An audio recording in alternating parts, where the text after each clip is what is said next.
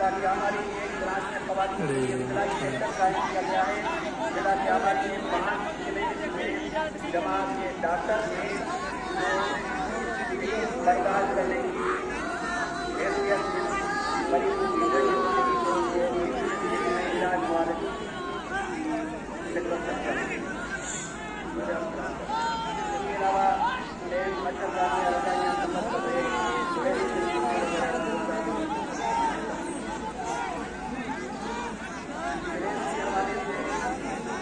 जारी बयाना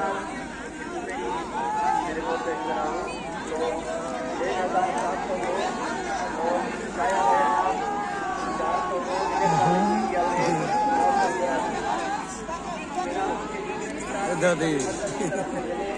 सीधा गुरुद्वारा के हवाले से